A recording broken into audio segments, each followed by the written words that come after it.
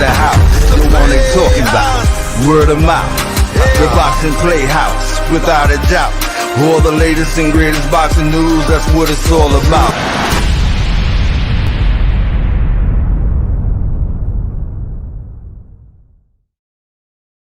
Ooh, welcome to the house. This is the After Dark series. And this is your girl, Sakura A. And as always, I got Emilio Santana with me tonight. Well, this is truly an After Dark for sure. Sorry for the late start. Technical issues, sometimes they try to prevail, but they could never defeat Boxing Playhouse. We're always here to give you the interviews and the stories and the news that you need in your life, okay? So, with that being said, what's going to be our word for tonight? Because I need a drink after all this technical stuff. What's the word? Give it to me. Legends. Oh, legends. Okay. When you hear that word, we're going to toast it up, y'all. Okay, I like it. Well, we got some great hot topics tonight, but I want to hear from our guests, our special guests, about some of these hot topics too. So I think they should join us early, don't you? Most definitely. All right. So right now I have a welterweight that's from the New Jersey area and his father. They are father-son team, as well as Coach Chino. Coach Chino. I love doing it. You like when I do that? I was like, Chino. Coach Chino is here with us as well. And they are preparing for an undisputed promotions card. So we're going to hear more about that, more about these so-called opponents, and whatever else we want to hear from. We just got to catch up with Elijah. So Elijah Morales. Hey, how you guys doing? What's up, Elijah? Chino. What's up, guys? Not much. Say that again. I said not much. How you doing? Oh, you know, I'm making it. You know, I'm homebound for COVID. Just, you know, I need this Legends drink right now, Chino. I see. And then we have Elijah's son-father combo, which is Father Carlos. Carlos Morales.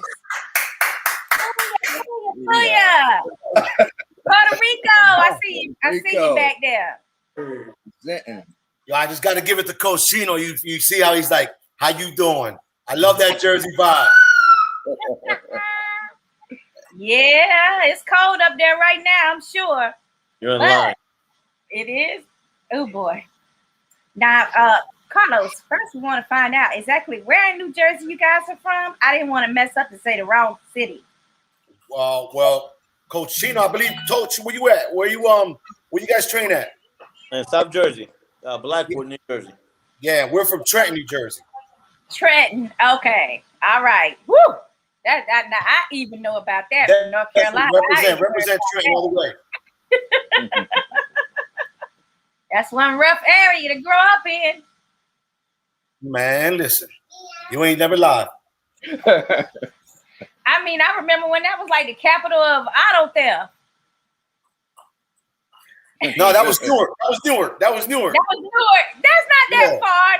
We about that big. We about that big on the map. But, you know, we the star that map. You know what I mean? Carlos, you remember that movie New Jersey Drive? Yes, sir. Yes, sir. Was that in Trenton? What was that at? That was Newark, New Jersey. Newark? Oh, okay. Yes, Okay. Here we go. So we got to be proud of New Jersey for being the car theft capital. Nah, man. Come on, Legends. Oh, legends. Legends. Legendary status, Carlos. No. Nah. All right. So we got some hot topics for you guys. And I also want to make sure that I introduce our interpreter, which is the beautiful Dahlia Duran. Beautiful one. If you need your Spanish interpretation, she is there for you, honey. And she's right here on our comment section, and she's willing to help you understand anything that comes out of my mouth, and she deserves an award for that. They probably don't have translations for some of the country slang that I use sometimes, guys. But I mean, she's been doing a great job. So thanks so much, Dahlia. We appreciate you. Okay, so with that being said, I wanted to know some information from you guys. We're gonna start with the first topic, which of course is what happened last night with the card. MRJ, the kind-hearted assassin, Mark Reyes Jr. was in the house, and he had some stiff competition last night. Well, not really, but we're gonna pretend he had stiff competition with how you say his name, Nelson. Nelson. Boca Chica. Figueroa. Oh, okay. I think that's how you say it. Boca Chica. He was from Detroit. Mark was representing Tampa Bay. What's up? How do you guys feel about how that outcome occurred? I wasn't very happy, but you guys let me know. Who's first? I can weigh on it first. I was very proud of Mark. I mean, Mark went in there against some stiff competition, and he represented hard. I mean, the boy fought good. Good defense, good offense, nice output of punches. I saw nothing wrong. I didn't see a loss. I saw a draw. To me, I mean, there's sometimes when my wife was like saying, wait, he's winning. He's winning this fight. So that being said, I'm not a professional judge, but I say draw and give me that rematch ASAP because that was a damn good fight. Well, I like to say it like like Mayweather says it. He got Mark Reyes problems, y'all. He got Mark Reyes Jr. problems. And I agree with what you're saying too, Carlos. But I had him up 1 towards the end of the fight. But for me, because I'm on the fan side and not the judging side, right? I'm not a professional. But for me, I always ask, who would you rather be in that fight? And guess who it wasn't? Who they said was the winner. So I don't know how you interpret that. That's the same litmus test that people like Max Kellerman use. Who would you rather be in this fight? Who would you have rather been? Mark or Boca Chica? Well, considering the outcome, I mean, the W, but Mark did a phenomenal job at the end of the day. It was his boxing technique that kept him up there with Boca Chica. You know, if he would have just utilized the jab more, he would have won the fight perfectly, phenomenally, because at the end of the day, his boxing technique is what overtook Boca Chica, you know? Yes, and of course, we're like really honored and privileged that we're able to talk to your trainer as well as Mark's trainer, Coach Chino. And Tevin Farmer's trainer. And Tevin Farmer, former world champions trainer. So what do you think about what happened last night? It was a close fight. I think that he led off a little in 7. We lost those 2 rounds. Not by a lot, but you know, we lost the rounds. The guy was more active with the jab, so we got to be, honest and see the things as is. You know, I told him clearly in the corner, it's a very close fight. You gave the 6, you gave the 7. That might be the difference. So that's exactly my words to him after the 7th round, and you know, it meant to be exactly what I thought. I believe that when you get an opportunity, you have to seize the moment. Mm-hmm. I think he didn't take advantage of it. He should have. You know, I asked him in the last round, do me a favor, give me 3 minutes. If I got to go in and carry out, that's what I would do. Because, you know, these are my kids. They're like my boys. I know they all have parents.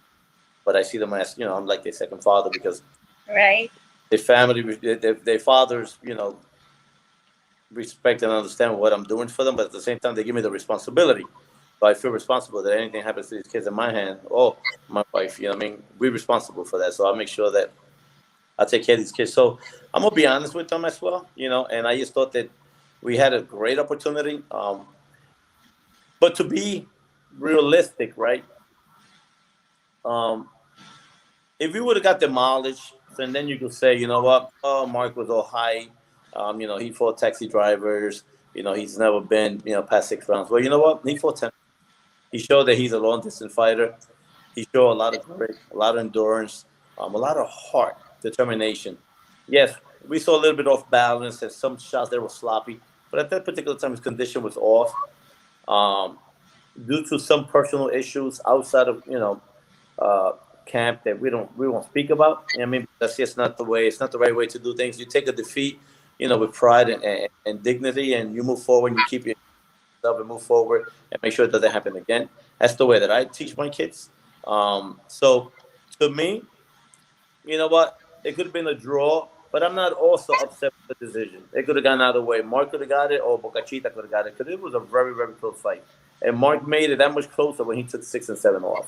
But like I said, great experience. He gained a lot. I've been in that predicament and that side before, where one of my guys lost, but he gained more than, like if he would have actually won the fight. So Mark, he gained a lot of respect from commentators, from viewers, analysts like yourself and your husband, and around the world. So, and I get nothing but good, positive feedbacks. I'm pretty sure that you could always get the ones, 2 or 3. That could be negative, but it's normal, right? That's just part of nature, right? We are human beings, and we have different views and different perspectives, and we, express ourselves in different ways. Some respectfully, and some could be very, uneducated, right? But it comes to the field, and it's not only in boxing; it's in every sport. There's nothing that you could do that you could always please every human being on this earth. So I take the good with the bad. So if I get 70% positive and 30% negative, the 30% doesn't even, it's like irrelevant to me. And I make sure that I emphasize that as much as I can with my guys to keep them strong mentally, because the critics could actually damage a human being, not only in sports, in life in general. You know what I mean? So it's my responsibility to make sure that I keep them uplifted, because they're young. They're learning how to live life, and in the process of learning how to live life, they also got to learn how to fight adversity, and learn that with what you do for a living, there's going to be a lot of criticism, and some are going to be positive, and some are going to be negative. And if you're not built mentally strong, so the negative is going to really damage you, that it could actually hurt you, not only as your career goes forward, but in your personal life. So I really focus as much as I can. I have a great, supporting cast, with my lady behind me. She's like a second mother to these kids. So where I lack a little, when I could be a little bit tough, she comes in, and she handles that business. So, we have something good. We have something beautiful. And I love the fact that Carlos trusts me, and my family for his son, as well as Mark Sr., and every fighter that comes into this home, and that means a lot to us. So at the end of the day, we take it very personal, and we do the best that we can. I'm excited for Elijah. He's gonna look so pretty. He boxed today with one of my really favorite pro fighters, Steve Ortiz, who fights March 10th at Showbox. Don't forget that you have to watch him. You're gonna love this kid. He's 11-0, and he's very talented. And I'm looking at, when I first got Eli, it was like Eli was like, had no reason being there with Stevie, and now it's like, wow, okay, well, they would do 6 round, and it's like, okay, it's very competitive, where I'm completely giving good criticism to both, and I'm correcting both at the same time, because I get in the ring with my guys spar, because I start the sparring if I have to, and just to see him when he sparked Mark 12 rounds straight, it just blew my mind. I was just so dumbfounded. It was just amazing for me, So I'm having fun. Mm-hmm. To me, it's important, because his father is a very, very strong critic. So I got to make sure that he understands that, when I tell him, listen, give me time, eventually you're going to see the baby just turned 21, that you're going to see per fight, you're going to see improvement. So I want the father to see that, every fight he gets better, because it's important to me that, his father understands that, his father put a lot of work in, a lot of time, moving, getting sponsors for his son, and, coming out of pocket to help me financially, with his son, and, and fly me and my lady and A and B. And, it's a lot. So I like to see him, where he could honestly, reap his reward. I mean, and that's by seeing his son grow in every fight. So I'm excited for this fight, because he's going to look so pretty. So I just can't wait. Absolutely. I'm ready to see E in action myself. I mean, you're right. He is a very beautiful fighter to watch. It's kind of amazing. Ladies, calm down. I'm not talking about, well, he's attractive, but I'm not talking about that right now. I'm talking about the skill. Right there. Yeah, he got the face. He got the nice face and the beautiful the hair that I pay for. You know what I'm saying? But I'm just saying, like he is like I love his stance and I love his jab the best. I mean, it's just textbook to me. So I can't wait to see him in action. And Emilio, what did you want to say? What about the fight? Yes. I kind of like what Chino said. I felt it was close. There was a couple rounds that could have went either way. Like Chino said, the 6th and 7th round. Boca Chica might have did a few little simple jabs or whatever, and might have influenced the judges. It was close. I felt like it could have went either way.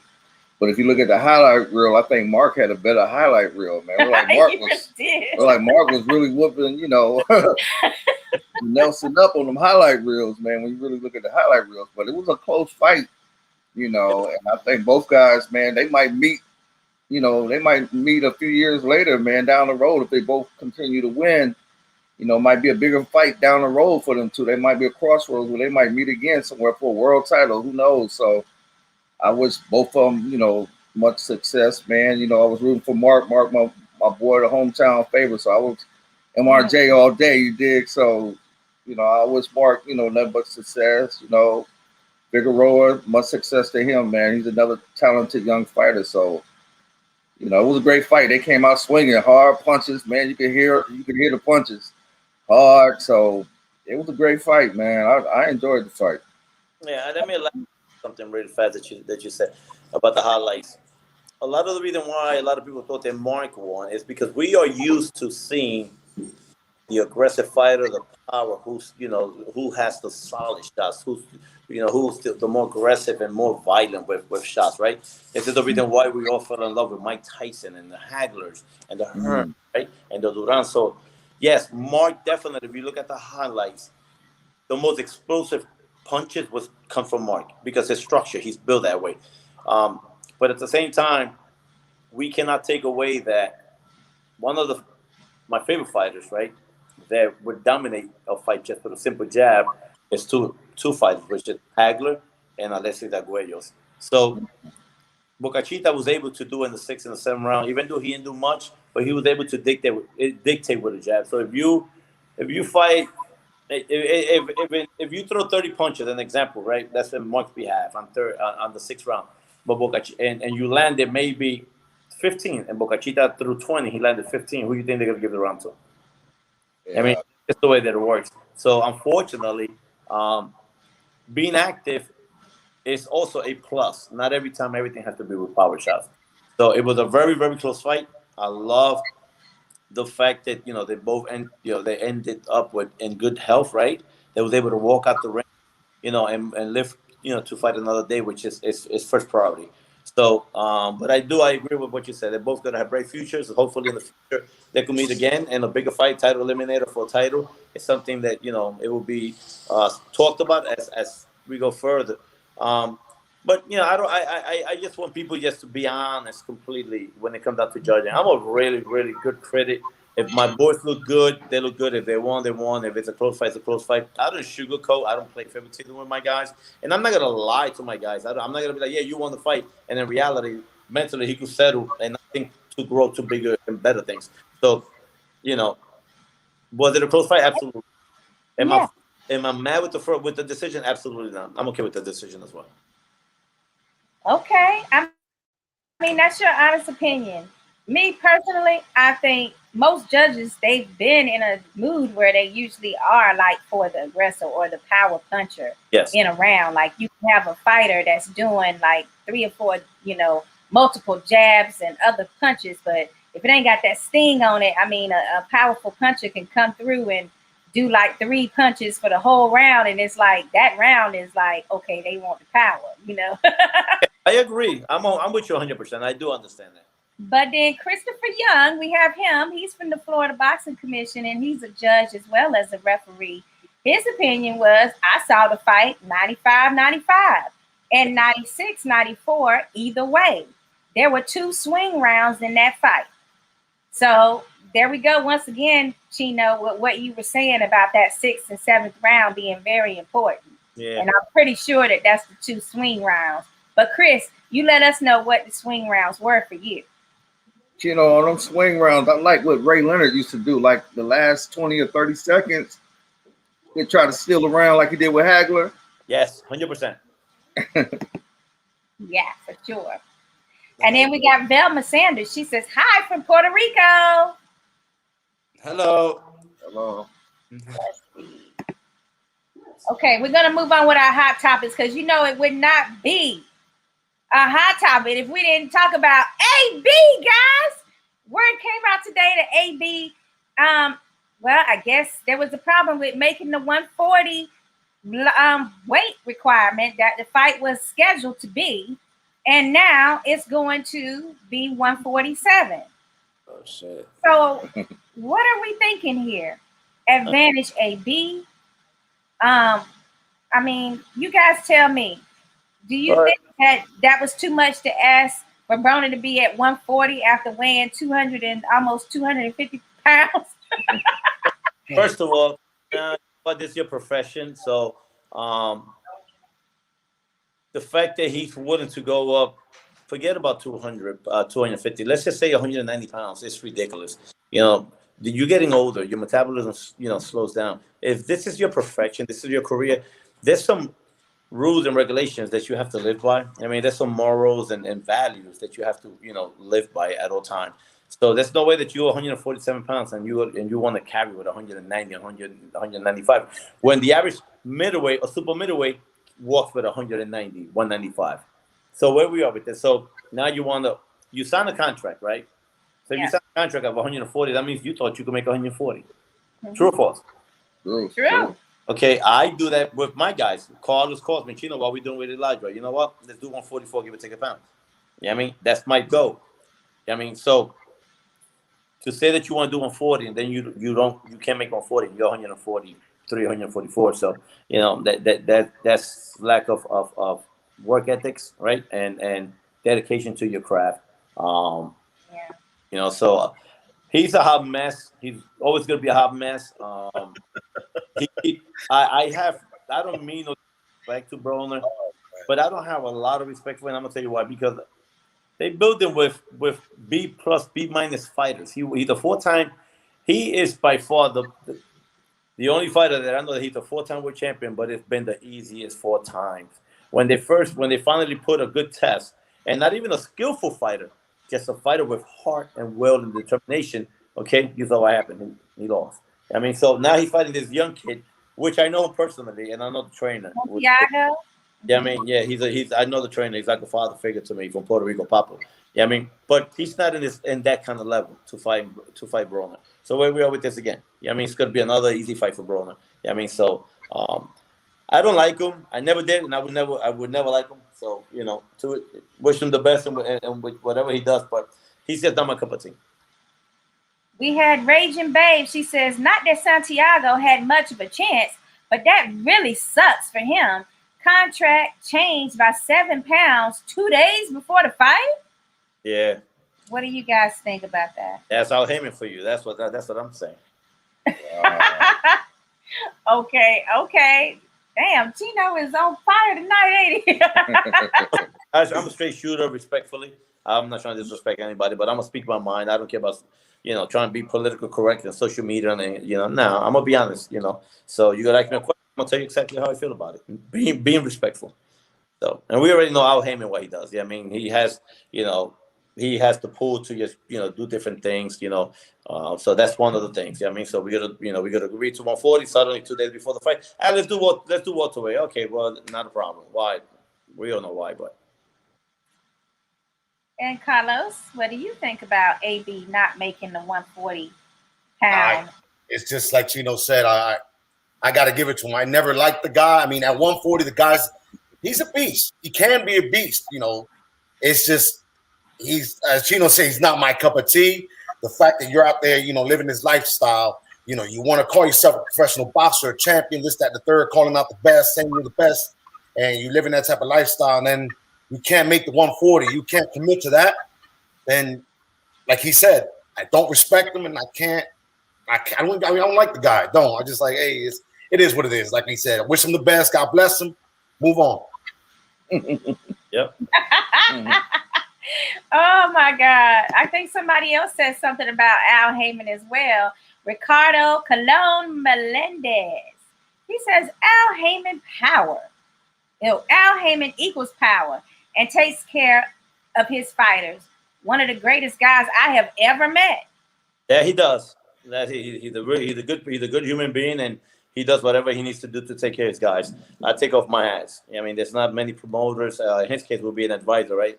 Like him, I know a little of him. I never met him, Yeah. but I got much respect for the man. You know what I mean, and there should be more individuals like him, who take care and make their fighters first priority. Because the average promoter make themselves first priority, and then the fighter second priority. And people got to realize that these young men, right, to men, so because they go from young men, right, they go from teenagers, some, to young men to men, through the years of growth in the sport. They are risking their life. They sacrifice a lot, So at the end of the day, let's give them some props and let's take care of them as they deserve. And he's the first man that stepped up the plate to do something like that for fighters, and that's why they are as loyal as they are with him. You don't think that there's been like the Charlos, that other promotions have offered more money? They laugh at it. You know what I mean? It's like, no, there comes a time where disloyalty is going to put loyalty plays a part. And when you have a gentleman like Al Heyman that does what he does for fighters, how could you not be loyal and faithful to him? It's like a no giving. You know what I mean? It's like easy to just say no. So. Ricardo, I'm sorry. Ricardo says he's still taking care of my brother till this day. Yeah. God bless. God bless. Pritchard Cologne. Oh, Pritchard Cologne. Oh, okay. Okay, and Chris said, Chino, you must have had some of my eggnog that I've had in the past during the holiday season that got me on my rant about the trash of boxing. Chris said, you got some of that in your system, huh? Shots fired. Hey, all right, Chris, thanks. That is funny. Okay, he also says that his rounds that he had that were like tie-in or could go either way was the third and the fourth round. So I think I gave that third round to Reyes. Yeah, I gave the first Reyes very comfortable. The fourth, Cachita, and then the fifth we could have gotten out of the way. The 6 and 7, Bocachita won, and then from that point on, the 10th round we definitely won clear, hands down. The 9th round could have gone either way, and I don't know how they judged the 8th. I thought the 8th round could have also gone Mark's way as well. But judges see things differently, so right, I guess. Like I said, I'm okay with the decision. I'm not even upset about it. But worst come to worst, a draw should have been. It could have been even more fair to both young men. But they're both undefeated.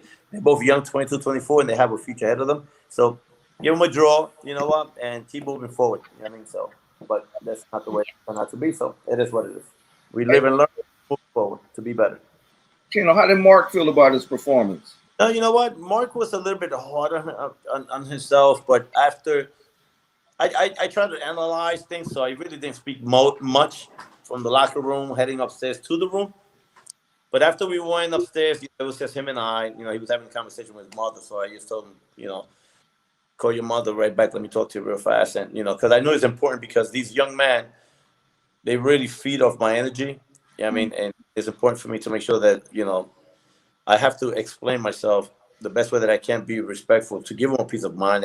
And I told them from 1 to 10, performance-wise, I'm going to give you 8.5. You know why? Because you answer a lot of critics out there that you are for real. But there's a lot of people thought that you are a fluke, that you've been fighting taxi drivers, and you're just a strong fighter. Some people question your heart, your will, your determination, and you proved all of that. Your defense was phenomenal in between times. We faded away because of the condition. We got off the jab. We got a little bit sloppy sometimes. Leaping with a hook. But overall, the performance was very impressive. Yeah, I mean, there's so much more from here that we're gonna take to move forward to be better.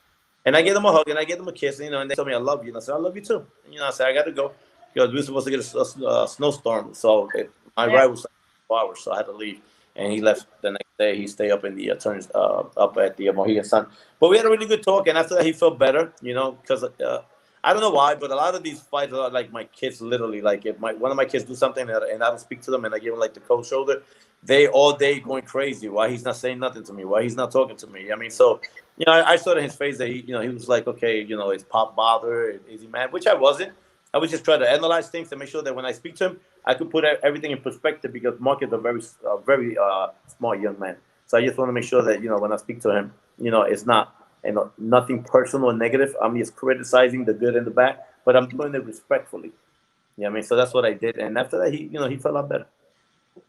Elijah, how do you feel having a trainer like Chino on your side? I feel honored. I've said this many interviews, and I'll continue to say, I'll be honored to this day, and I'll be honored when we win a belt. God willing. You feel me? I'm gonna always say that at the end of the day. God bless me for having these opportunities in my way, and I'm glad I was able to meet him and train under such a great trainer. Mm-hmm. Yeah. His father's the one who's gonna have the problem because he's gonna stay living with me permanently. Well, I wanted to know from Chino, like, what made you, when you saw footage of Elijah, or did you see him at a boxing match in New Jersey or something? What was that made you like want to work with him? I'm in Tampa with my fault. Yeah. And when I fought, you saw him. Okay. I was like, oh, I like this kid. I said, there's a lot of things to work. I mean, he's still a little bit amateur, but I understood also who was his trainer, because his trainer used to train in Patterson, New Jersey, where I'm from. So, I understood that he, good trainer, but, still yet like a throwback kind of trainer, that he had not evolved to different things in life to be updated, because everything gets updated, right? Every year. I mean, everything is technology overall, right? And boxing is the same. Everything evolves to bigger and better stuff, more, better vision, better way to see things, better way of doing strength condition, doing pad work. All of that gets, evolved. So I knew that if I ever, now that I thought that his father one day would call me, and absolutely not. But when I saw him, I was like, you know what? I like him. I like the kid, and if I ever get a call, sure, I would train him. There's another kid that I like from Tampa that eventually I think I am going to train him. That little kid, Macho. I like that kid. I saw his debut too. I mean, he has a lot of things that we could do. What little kid? Who? Macho. He's 3-0, 3 by knockout from Tampa. 19 years old. What's his real name? I don't. Solis, yeah. Felice. I don't even think I know him. So so for me, it was an honor. When his father called me and asked me, like, you know what, sure. And then when he came home, I mean, to our home, it was like so beautiful. My wife, like he's amazing. I mean, he cleans his dishes, he cooks.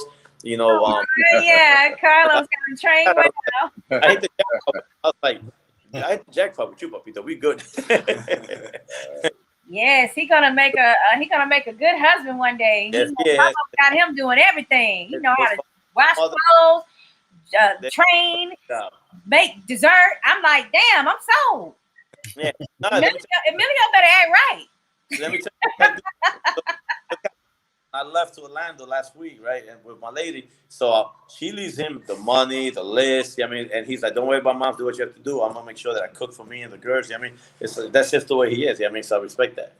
So, but I think listen, kudos, good go to the father and the mother. I mean, they've done an incredible job. So yeah, they really have with all their kids.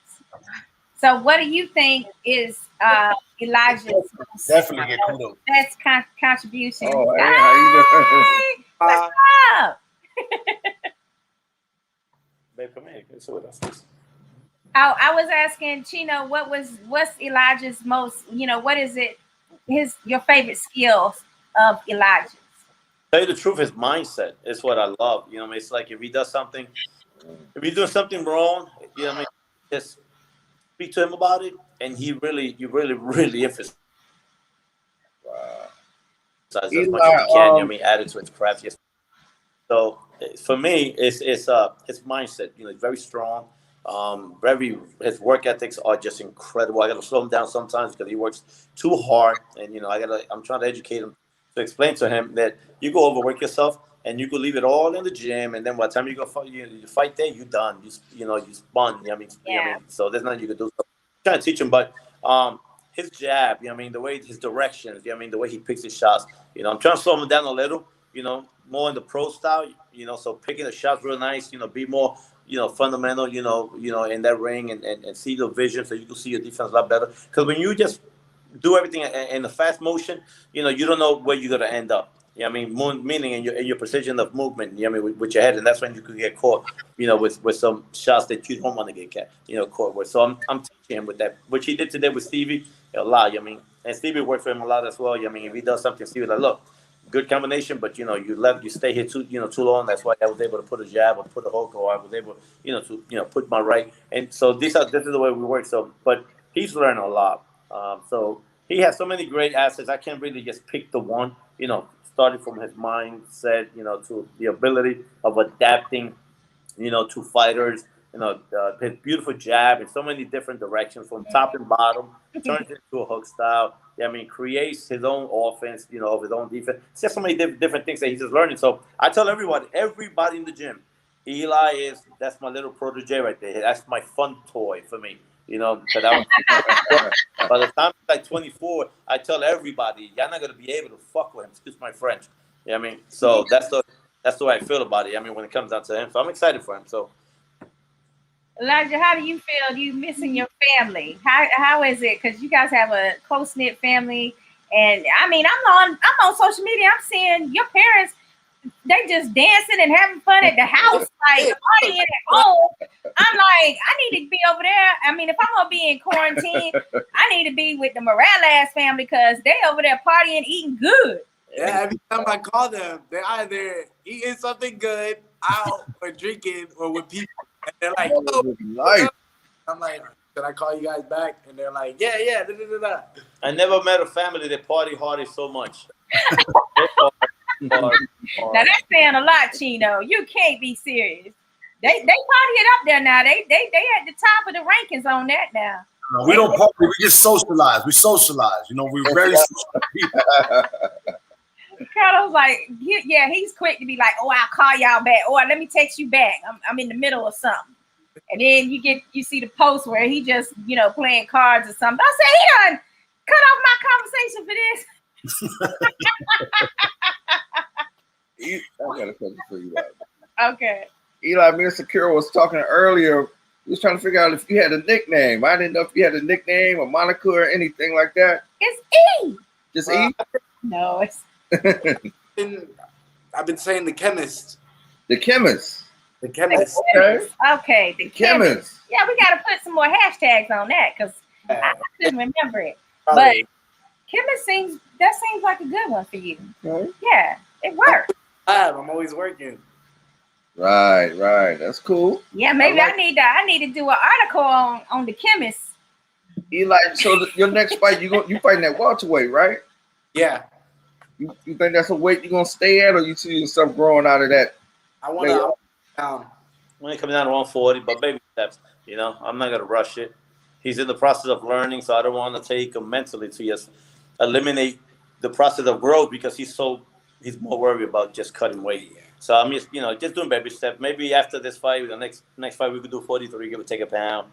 So he can understand mentally that physically he could make a 143, 140, and 144, and then from there we do like 142, and to finally eventually I get him to 140 pounds. Then we okay. So it's a process, baby steps, no rush. Right. Okay. So 130 might see Elijah, but I mean, if you could call out someone that you'd love to fight in your dreams when you get to a certain level, whom would it be? That's tough. That's tough. By the time he gets to that level, that's a lot. It's another 5-6 years, and they're gonna pretty much the elite level now, like the Spence and the Crawford, they're gonna be pretty much washed up. Yeah, by then, so. We watched up. Do you guys think that boxers today actually fight enough? Say that again. Do you think that boxers today fight enough? It's definitely evolved. Yeah, it definitely evolved. Yeah. Yeah. I would say it's more technical at the end of the day now. It's more about counter. It's hit and not get hit. It's straight boxing technique. You have some, that straight just that want to knock heads out. You still have those lions in the cage that just want to go out and tear somebody up.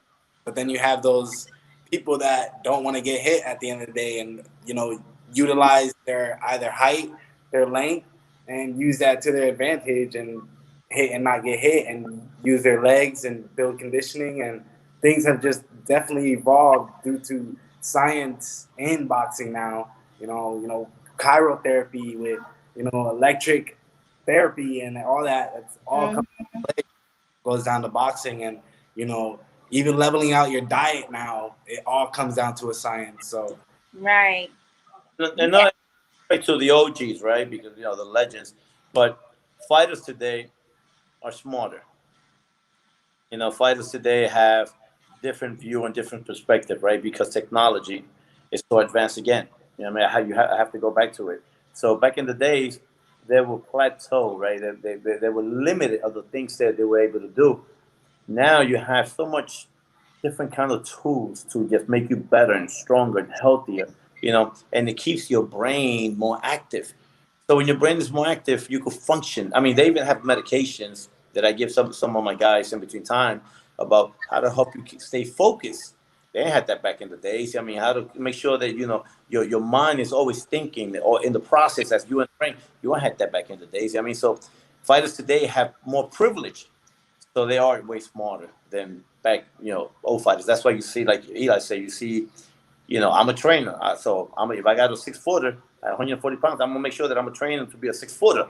If I have a guy that's 5'8", and like Mark Regis, his reach is not, when we fought Boca Chita, our game plan was on the inside. If you notice, every time he fought on the inside, he was able to get the best out of Boca Chita because that was his advantage. And Boca Chita was able to jab because he's longer and had the longer reach. So, and he was able to capitalize on those things, right? So these are the things that now we are, as trainers, we are able to really educate our fighters compared to back in the days. It was not the same. Yeah, I dig that. I like that. But now, what happens when it's time for them to actually fight, and all these top tier boxers are doing like once or twice a year? Is this because of the technology, because of the advancements, or should they be still in the ring like the old days? No, that's 3 to 4 fights a year. That's politics. I'm gonna tell you something. I'm gonna go to Tevin Foreman. We defended the title 4 times in 1 year. Yes, you guys really did. Times, and we defended 4 times. He wanted to fight. A lot of these fighters, right, they happy if they fight depending on the money. So let's say Canelo. Canelo makes over $30 million per fight. You think he wants to fight 4 times a year? Absolutely not. If you can fight twice a year and make $60 million, why fight 4 times a year and make 60 mil? You know what I mean?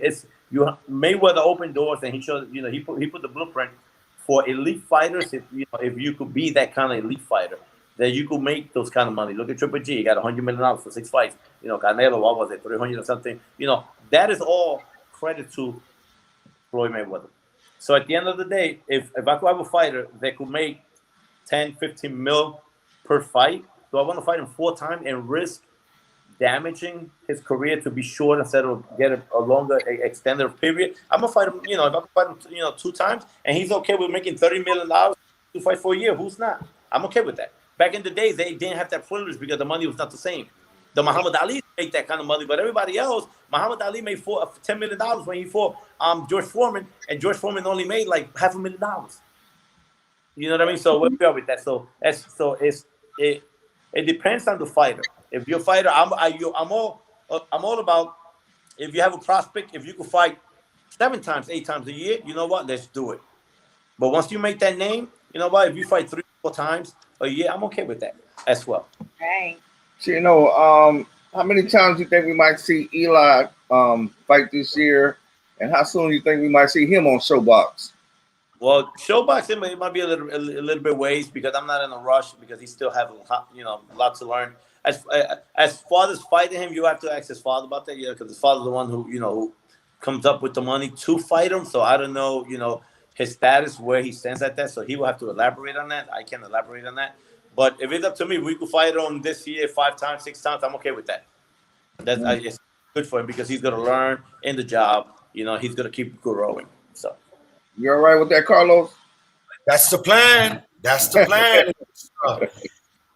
Just keep on leveling up. As many fights as we can get, as long as it's a good fight, it's a safe fight. Not to say we're cherry picking, because to be honest with you, Eli's already 6-0. We can't be taking these offers anymore. We have to step up the game, and that's why I chose Coach Chino, because I know by this stage in his life, in his career, he needs someone like Coach Chino in order to step up the game and get that training and train with some monsters. Because to be honest with you, to call me and tell me, Dad, I sparred 12 rounds with Mark Reyes, that's saying a lot to me. That's my baby. And I'm like, whoa, I'm sitting here all giddy, but I'm like, I'm trying to keep it close. I'm like, oh my God, you know what I mean? Wow, so that being said, that's all credit to those people. And to be honest with you, I got to give credit to my son because I've known, of course I'm raising a boy. And I said, listen, I always told him, boy, you're going to be a champ.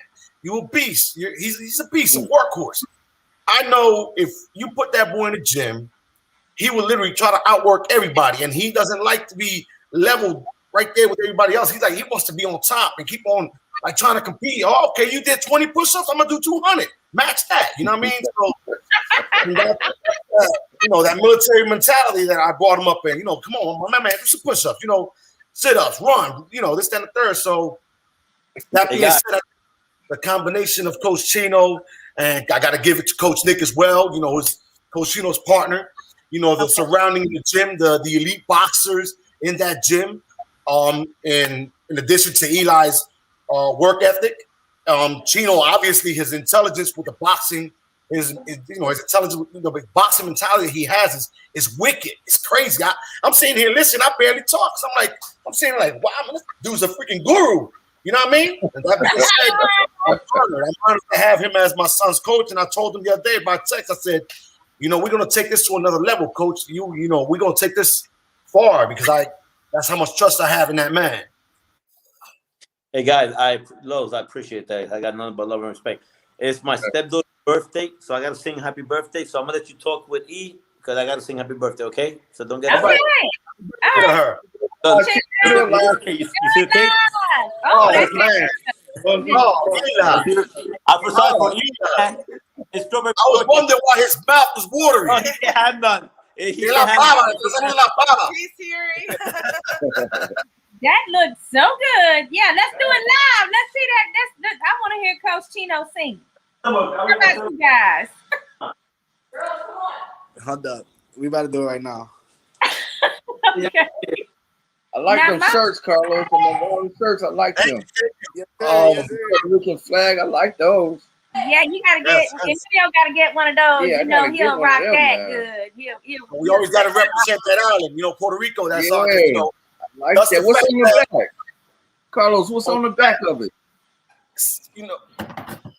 Oh, okay. Oh, yeah. Oh, yeah. Eli. Yeah. I like that. Okay. I like that. I wear that with pride. You got the cameras on there? That's my son. That's my son. You know what I mean? That's my son. Okay, what's the happy birthday boy's name? The girl, it's Jaya. Jaya Lynn. Jaya. From Boxing PlayHouse.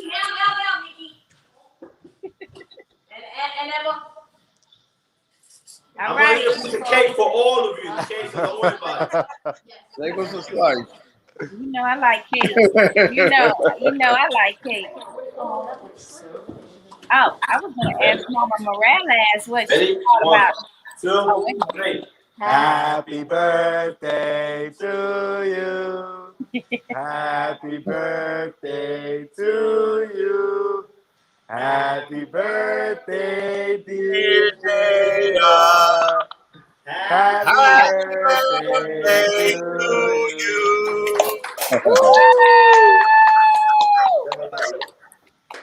Happy birthday! You want to see? No. How old are you? Well, she's 19. 19? Oh, wow. Okay. That's good. I wish I was 19 again. I don't know about y'all. You and I both. You look good, bro. You look good. I got to give it to you, man. You looking good. You look clean. You look strong. Me? Yeah. Oh, okay. I appreciate that. I was like, who you talking to? Talking to Emilio? I'm about to go run after this. You guys always look fly, but I barely get to see my boy, and I'm like, man, he looks strong. He looks good. He looks ready. He looks ready. Yeah, I gotta I gotta run after we this. need to talk about this fight too. Yeah, this fight. But first I wanted to ask Mama Morales, how is it not having your son close to you? Like, I mean, I know you guys like to party, but there's no substitute for your son that can bake and cook and wash and clean and pay bills. Who's the baby? What baby is that? I miss him a lot. You know? Yeah, just the other day I was here and I'm cleaning and I'm like, I pass his room and I'm like, oh my God, it seems like I haven't seen my son in years. Oh man, that has to be hard. That really has to be hard. Well, Yeah. how long will you stay home this time after this fight to be with your family? Huh? How long will you He's gonna stay here for a I'll week. be here for a week. Oh, and then you're gonna go right back? Yeah. Right back. Right Okay. back. Right back. It only takes a week before the tension starts building between me and him and I. Yeah. And then I go right back. You got to go. It starts building up. I got a lot of energy. That's all I would be like. Yeah, man. It's just like two lions in one cage. Like, no, my man, listen, I'm the alpha male in this house. You got to go back to New Jersey. So send me flying. They do. I'm ready to send him back the night of the fight. Yo, you ready? Come on, let's go to the airport. Let's go. Not only that, don't get me wrong. I love Florida, but I think the vibe up there in Jersey, as far as his boxing career, is a lot better. I need him around that energy, that aura. You know, I need him around that. I need the more it's like you want to feed him this great diet. So you give him a little piece of candy here and there. So, of course, he's going to come down here and have a little piece of candy and then get back up to the diet. You know what I mean? Yeah, you got to keep him away because y'all like to cook some good food and parties. Like, it's hard to stay on a certain regimen, but you guys. He'll eat the granite countertop if you put salt on it. $200 extra a week for his eating. Listen, and then the boy don't even. I think you guys saw the video that Mark put out. Mark Reyes put a little video outside the ropes or something like that. He just put out. Yeah, we saw it. Did you see Eli there? And he's eating. And I think Mark made a reference to that. Like, dude, it's like the video where he's like, you don't taste the food. Like, I wasn't good. How do you tell me that food was good if you just swallowed it without breathing? I don't get it. Yeah. That's funny. I downed that oatmeal. Bro. Oh, nice. We were in a rush. Coach was like, we got to leave at 10. I was like, all right, bet. Let me cook this oatmeal real quick. Yeah, that was funny, though. The way Mark did it and the videographer, you put that guy. Oh, yeah, he did it, too. That was He did good. it right after me. He was like, Yeah, that was good. Eli, how you like training up there? oh, I love it. Like, it's like my dad said, it's the energy around me, And, Right. I'm competitive. I'm very competitive. If somebody gets one off me, I immediately have to get back and either throw a jab at the face or a jab at the body, but I'm gonna get something back. You're gonna get something back, Yeah, I'm not gonna just let you get that off. I'm here to impress the same person as you. Yes. So who are you fighting and what's the date and time for this fight in one of my favorite resorts of Orlando, Caribe Royale? So Promotions. what's the date and the time and everything and where people can get their tickets? It's gonna be at February 27th. At 7, the doors open. Royale Casino Hotel. And they can get their tickets off the link that we got, where you can hit up my manager, my dad. You can get his contact information up from Facebook or from Instagram as well. If you guys need me to put it up, I'll put his information up there. But he has everything. He has all the info. But we'll be posting more of the flyers, up due to the fact that it's coming much sooner. But February 27th, Saturday at 7. So you guys better be there. Everybody better be there. I want everybody there. We're gonna. I can't wait. We're gonna see if our man Ant is gonna give us the hookup with these media credentials. That'll be amazing. If not, I'll sneak in. Eli, when I saw that date, man, February 27th, I thought she was on Canelo's undercard. I wish. That would have been amazing. Well, guys, I got some more. I forgot to finish our hot topics. I mean, just a few minutes ago, it came out that, well, the rumor has it that Fox Sports and PBC will end their deal early. So, Oh wow, that's not good. I mean, come on, sucks. that's some of the best fights out there. I mean, you got to give it to CNN with Top Rank, but they take that away. They already took our HBO away. They took yeah, they're just bringing back Showbox. Yeah, like we need Showbox. I personally love Friday Night Fights on ESPN before PBC bought that out. So they had Toe-to-Toe Tuesdays too, and they got rid of that. And I'm like, come on, man, we need some more boxing. Like we got to see these prospects early on so we can watch them grow as fans and really know them before they get to the big lights, you know? So they expect the boxers and they expect the fans to just be like, oh, this is going to be a great fight when we only have seen like one of the opponents. Like, and that's basically because they've gotten rid of all of the prospect shows, you know, that highlighted who was up and coming. Yeah.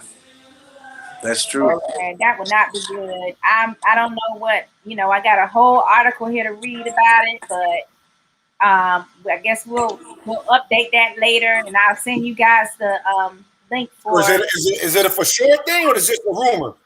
It says rumors. It's on the Ring website. Well, hopefully not. Well, maybe the ring will end up in get picked up by a channel, and they can start their fights again. You know what I mean? Something got to give, because boxing it's not on the rise. It's been on the rise, but lately it's become an addiction. It's become a drug. You know, like people need. Last year, COVID really brought out a lot of a hunger for the boxing. You know what I mean? Yeah, that's true. They kept the MMA alive, but the boxing was kind of dead. And now it's time to grind. Let's get it. Okay, it seems that Fox is planning to allocate their resources and time on their schedule to other ways. So, I mean, I guess they're saying that PBC and the boxing did not garner them the type of ratings that they wanted and feel that they need in order to, feel good about the allocating the budget. I highly doubt that. Fox is a big network. They can afford it, and they know well enough that, PBC, that was bringing a lot of views, a lot of views. There's no way that can be. They just had a top one a month ago. I think they had one of their highest rated fights that was televised. Remember, it was on normal Fox. I forget who it was as the main event. You were speaking about the Caleb Plant and Truex fight. Yeah, that was like a highly rated fight. But Caleb, every time you mention that name, my hair gets shivery. Like, damn, man, that boy nice. Yeah, he is. I mean, like a lightweight, man. At that weight he's at, man, he's so smooth. Right. They say he's not ready for Canelo. I mean, maybe he doesn't have the pop, but it would make for a good fight. Him and Benavidez, and then maybe to him and Canelo. But there's a lot of jokers out there in that weight division that they talk a good game, but at least Caleb Black, he steps up to the plate. He defends the title, and he looks damn good doing it. Hey, Carlos, what do you think about Berlanga, the super middleweight? You want me to tell you the truth, or you want me to lie to you? The truth. I want the truth. Listen, I like the boy because he's Puerto Rican. That's one. Two, he got good people behind him. He's got good trainers behind him and stuff like that. But I need to see rounds. Because you knocking everybody out in the first round, you haven't shown me anything. I'm not saying nothing about you. You could be a beast at 10 rounds. Show me that, though. I think the opposition needs to be a little better. And maybe him in his own set of mind just think to himself, you know what? Let me not knock this guy out the first round. Let me give him some rounds. Let me give 5-6 rounds. Yes, people like knockouts, but I'd rather see you go to the distance and show me that if you ever get a Canelo as he wants, that you can go 12 rounds, because 12 rounds for Canelo is like 20 rounds with a horse. It's like, you can't just say I'm gonna knock you out and knock you out first round, then all of a sudden you want to call out Canelo. That's very disrespectful to Canelo, first of all. Secondly, you haven't put in the time or the work. You've been promoted. They're promoting him well, and you know what? I gotta give kudos to his team. They promote him well. He's a good-looking kid. He's got that sexiness about him. But give me some rounds. Give me some rounds. Give me, in the next 3 fights, give me at least a max of at least 10, 15 rounds within the next 3 fights. I want to see that. I want to see you put out that muscle. Well, you know, they had that video going around where Hammer was just like making him look real bad. It was like supposed to be a sparring, and they say that Lubin, you know, Hammer, Lubin, Erickson Lubin, that he was, you know, that he's a beast in sparring. Like he don't like let up on you or, you know, take it easy on you because you got a name or whatever. So everybody gets that work when he's in there with you. And that video did not look like Belinga was ready. That could have been old, though. I don't know. I can't say how. Not old. You know, I like Coach Chino will probably tell you something different. You know, he'll probably be like, "Nah, listen, he ain't showing me nothing." I can't see him badmouth the guy because he's there obviously for a reason. But like I said, that being said, I would like the young man. I would like to see that man go 10 rounds. Show me 10. Show me 8 rounds. Show me 6 rounds. Hell, give me 4 rounds. Let me see what you got because I do like you. I like your style. And I like the way you promote yourself. You got to talk. Now let's walk. Hey, Carlos, who's your favorite fighter? I want to know Elijah's too. And my favorite fighter because my son reminds me of him. Eli's a natural southpaw. Eli's a natural lefty, but he fights orthodox. Hector Macho Camacho, man, that man is just like, I can't even put him up there with my level of greatest fighters. That guy's just special to me, man. He moved. I tell you what, Mayweather came out looking all fancy, that's all Macho Camacho. You got to give it to that man. Hector Macho. Yeah, he was the first. Stage for that type of story. That's why, and the next one I saw after that, Mayweather may have done it, but, God bless him. Pritchard Colon, when he would come out, bro, I mean, I deal a lot with his brother. That's my man. Eli's manager, and I tell you what, Pritchard Colon was coming out with some funky stuff, and that's what we're trying to emulate. And I tell you what, had Pritchard Colon still been fighting, that would have been my favorite fighter right now. Because I tell you what, that boy he was so pretty. Yeah. He was so pretty. He did it with finesse and then that smile. Like, how can you be so vicious and smile and be so pretty at the same time? Right. But when it comes to the workhorse, Cotto. Yeah. A lot of people say, "Oh, Cotto this, Cotto that." I don't give a damn what you say about Cotto. Cotto will step up to anybody. Yeah, he can turn nothing down. Right. Cotto gave Mayweather one of his worst dates ever. He fought against Canelo. He fought against Cotto. He fought against Pacquiao. Cotto fought against the monsters. Nobody can ever take anything away from Cotto. Just like Camacho. And again, Pritchard Colon, if he was still in the game. So from 1, I give you 3, put them all together, and that's what I want my son to emulate. All 3 of them focus into 1. My goodness, Elijah, how you gonna that's all Puerto Rican fighters. I like all Puerto Rican fighters. They're all Puerto Rican, man. Any other race,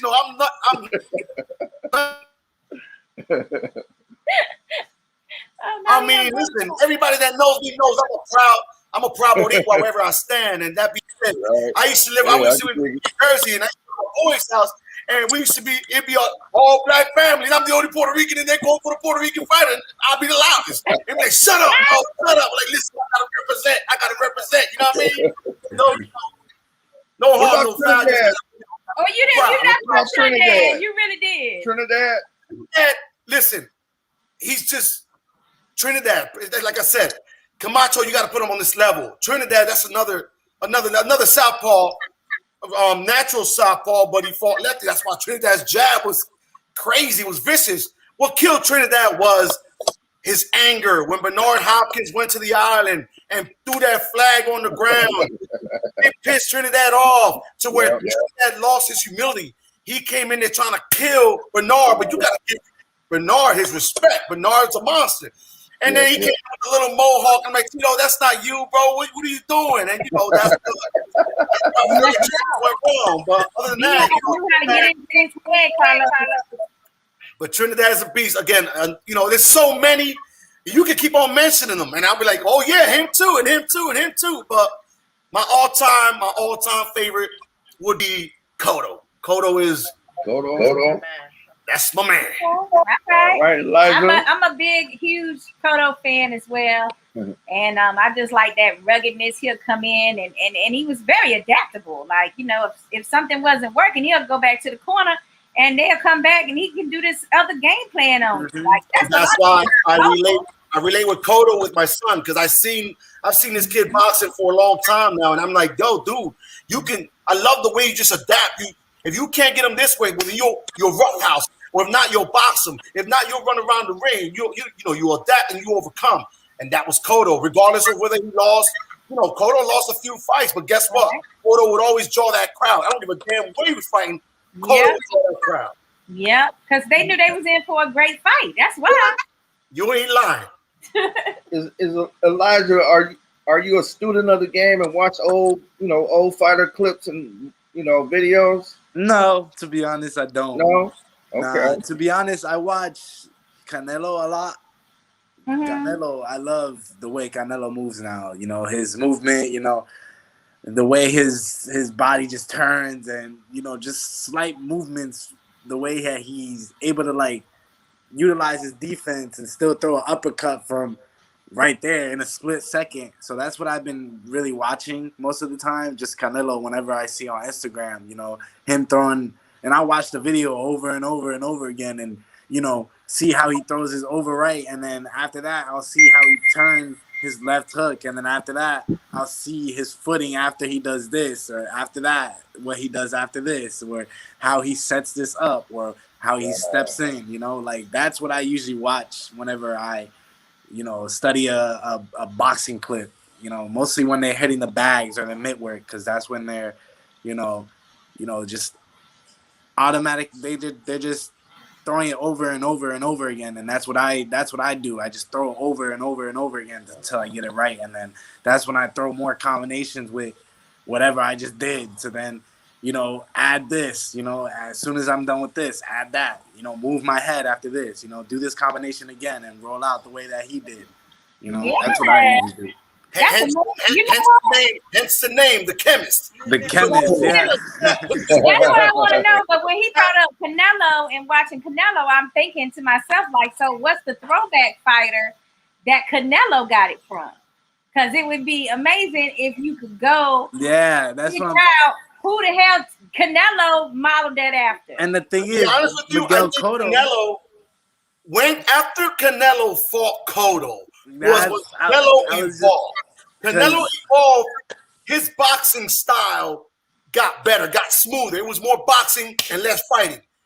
And I was like, okay, right after that Cotto fight, that's when Canelo said, okay, I'm going to step up this game. And, he's gotten so smooth. And again, here I go again. He just threw another fight at me.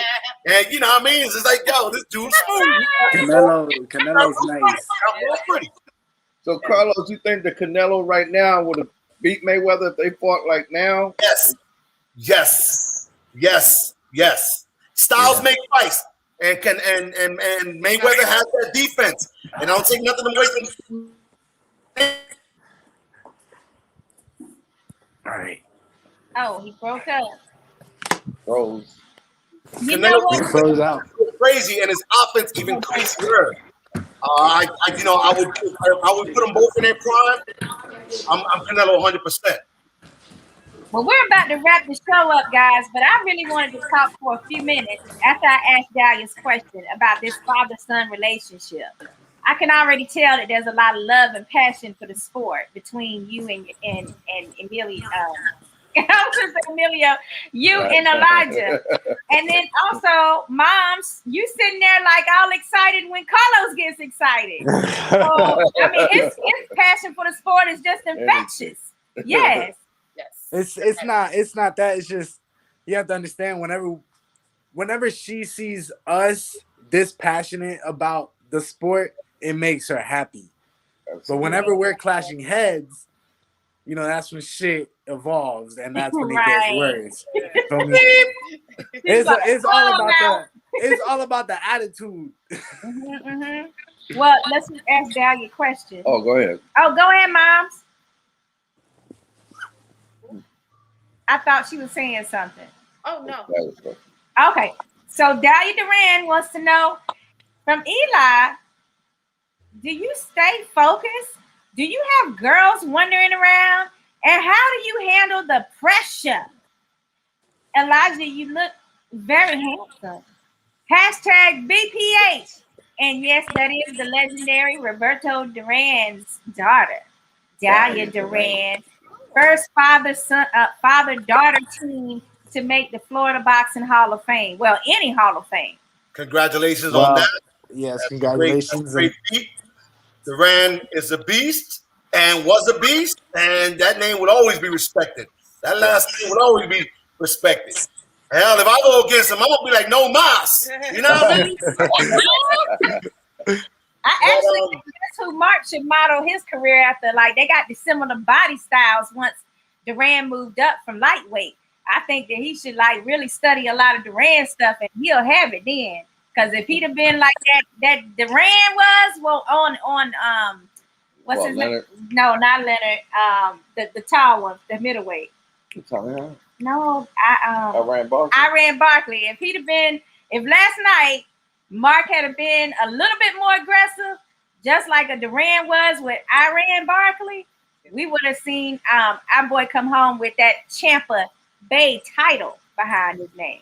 So Eli, she wants to know how you stay focused, and do you have any girls wandering around you?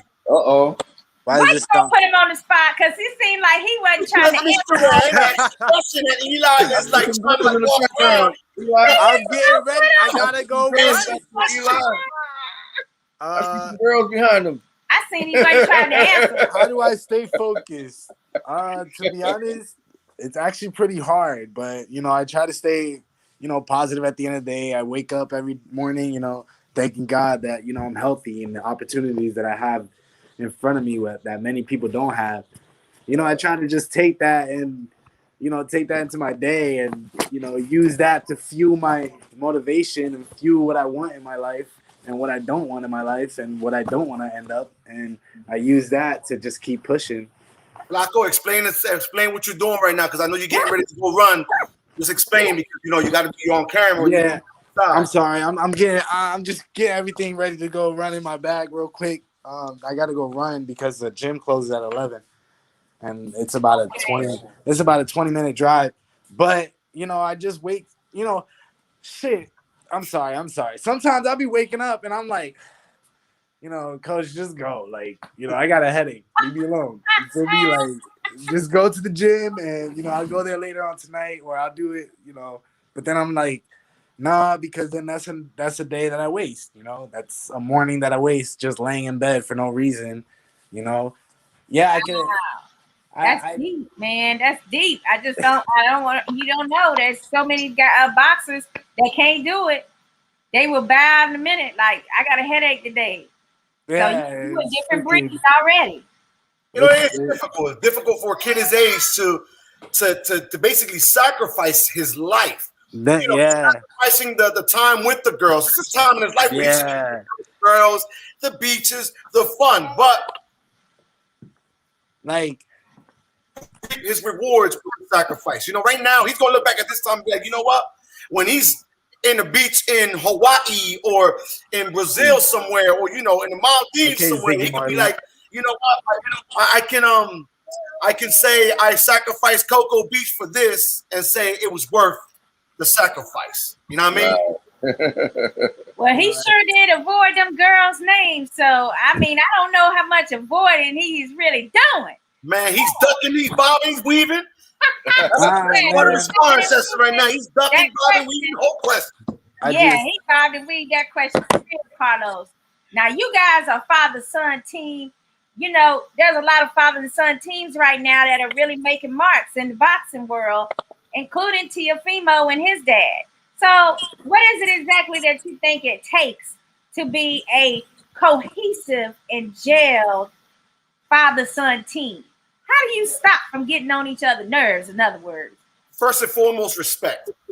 He's got to learn. He's got to know I'm dad and he's son at the end of the day. You're boxer. I'm not trainer, but I'm your father, and I'm coming out my pockets to make sure you do what you have to do. That being said, respect. You got to respect.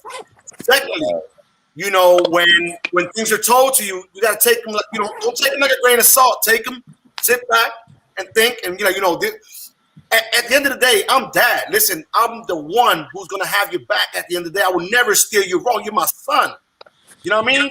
You're my little sperm, my man. You my son. I will never steer you wrong. I don't know when I do that. So that being said, I know you're at that age, like, oh, you're the classroom. You'll grow and you understand. Listen, that's Pops. He only has my best intentions in mind. And that being said, I gotta listen. Other than that, he's a workhorse, as I mentioned before. He's very, very talented in the boxing. I tell you what, not because he's my son, because if I didn't see it, I'll be like, my man, you got to take tennis or something else. You're going to get yourself hurt. But I've seen my son in action. I've seen my son as an amateur beat down on pros. Won't mention any names. With that being said, I saw it. No,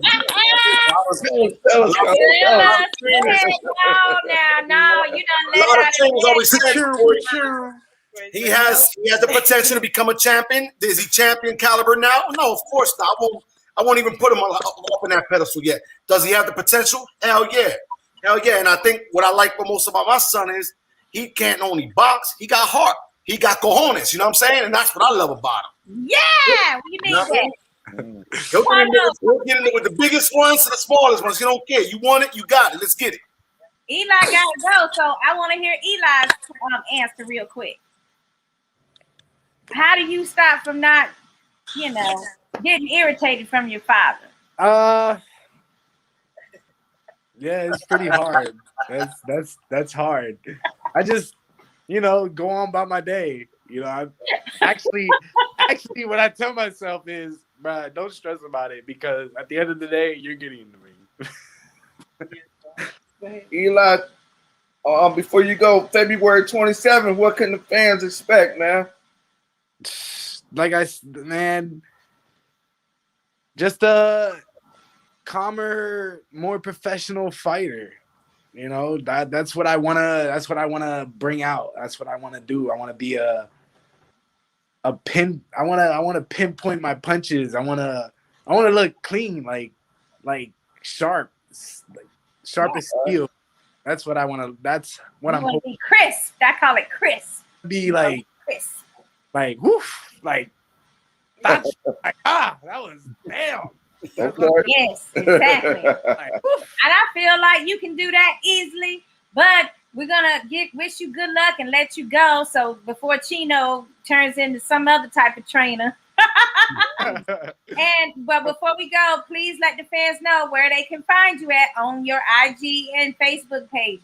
Yeah, on my IG, you guys can follow me at EM Boxing Official, like my initials EM.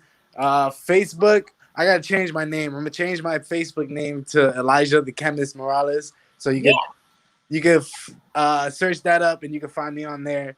I'm going to make a Twitter soon, and I'm gonna try to get on TikTok. Do some things. I know it's hard. That's the part. Please don't sing, don't dance. Try to get on there. But yeah, gotta do that challenge. Yeah. Okay, so my last questions to all you guys. Eli, Carlo, Mama. We love Boxing PlayHouse. We love Boxing PlayHouse. We love your energy, we love your smiles, we love your vibe. Go with us. Okay. Hey. That's how it is. See how fam know exactly where I'm going with that question. Yes, ma'am. Yes. All right. Thank you guys all for being on our podcast tonight. And you can find us here every Thursday night at 8 p.m. Eastern Time. And I think that's 6 p.m. Pacific Time. Now, you can find us on Boxing Playhouse's YouTube channel. We need you to subscribe on there, guys, as well as Twitter, IG, and Facebook. Yes, we have a TikTok page too, but I just can't be bothered. We got to see you I'm dance. working on it We too. got to see you dance. I'm Carlos, working, E. I'm working on it. I'm like you. I'm working on it. Carlos, listen, guys, we we appreciate you, man. We appreciate the time. We appreciate the interview. And to all the fans out there, thank you for supporting my son. We appreciate it from our heart to yours. Thank you very much. We really appreciate you guys. Thank you. Thank you, All guys. right, y'all. All right. Thank you guys so much. Much love to you guys. God bless. All right. Okay, guys. Peace. You just- Peace.